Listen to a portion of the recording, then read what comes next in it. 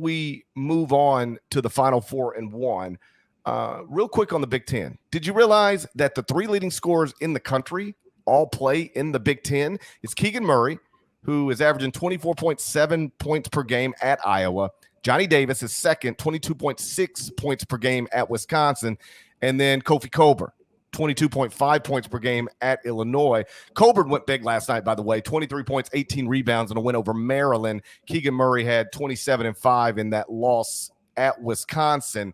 But this is really uncommon for high major players to dominate the national scoring race and for them to all come from the same league, and especially a league where at least the perception is that, it's not some high scoring league or some, get up and down basketball league, but the three leading scorers in America at the Division I level at this moment all play in the Big Ten. Yeah. And I went over and looked at the KenPom Player of the Year rankings. So Keegan Murray is 6th. Johnny Davis is 5th. Kofi Cockburn is 2nd. Then E.J. Liddell at Ohio State is 1. Trace Jackson Davis at Indiana is 4.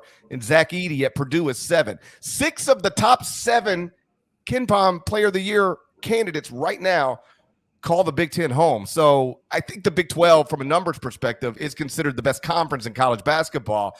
But this suggests the Big Ten might have the best players. Yeah, no doubt. I mean, the Big Ten, I don't think from a team perspective is as deep as we at least thought it was last year going into the NCAA tournament. But the top tier talent in that league is second to none. I mean, and the list goes on. I don't know if you mentioned or if KenPom had in his top 7, Jaden Ivey, Hunter Dickinson, Jamison Battle is putting up ridiculous numbers. I mean, Alfonso Plummer has stepped up for Illinois and is shooting 40% from 3-point range with Curbelo out. I mean, the amount of stars in that league, and, not to mention guys like Ron Harper who don't put up crazy numbers but are just like total alphas leading their teams.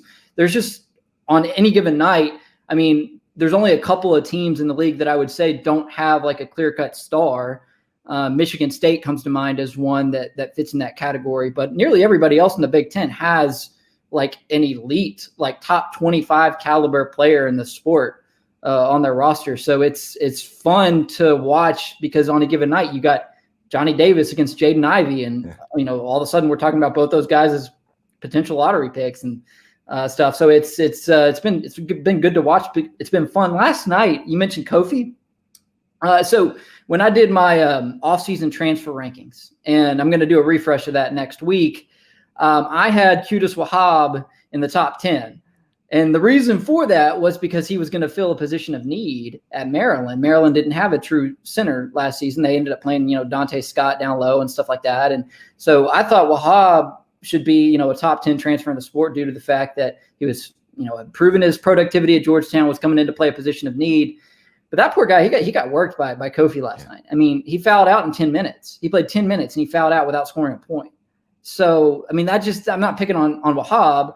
I'm just using that to illustrate the fact that Kofi Cockburn is not only, playing at a high level, but just, I think, far exceeding what was reasonable to even expect of him, because he's improved on his numbers from last year in a pretty significant way. And I think really turning Illinois from a disappointment into a team that all of a sudden is looking really, really dang good. So salute to Kofi there. That was an impressive performance last night. He's been terrific. Like we said, 3rd in the nation in scoring, 22.5, but also like 12.5 rebounds per game. He's just so big and strong and violent. Like, he's just very hard for other college basketball players to deal with. Think of some of the others, and I'm not comparing to any of these people, but like people who just like, this person does not belong in college basketball right now. And it's weird because he's not necessarily the greatest NBA prospect because of the way that game is played at that level right now, but he's overwhelming for the high major level. Like, he's very difficult to deal with.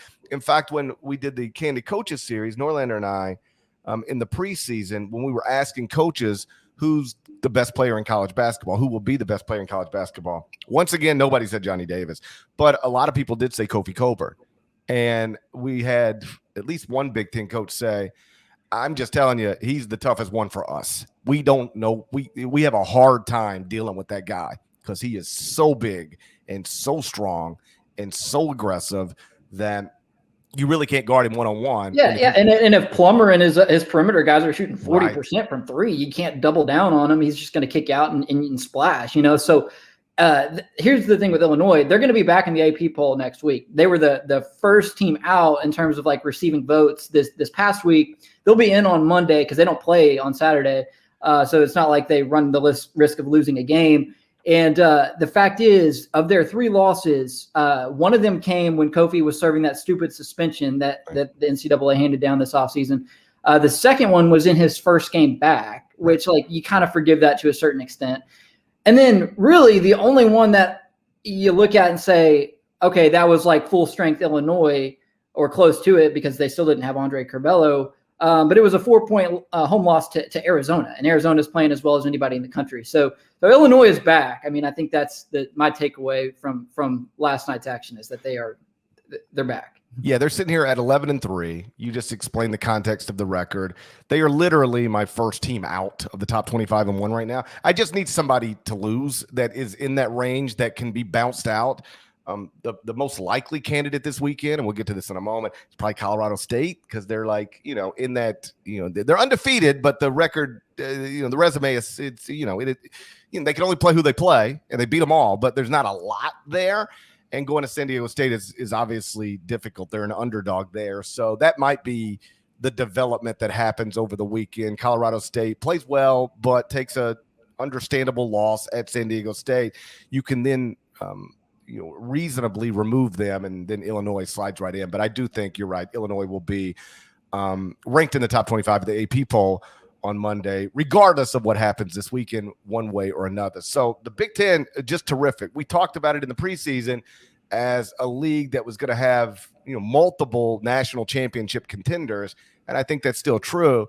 But I don't think we recognized it as a league that's going to have multiple National Player of the Year candidates, multiple possible first-team All-Americans. But, again, as we sit here on January 7th, that is absolutely where we're at.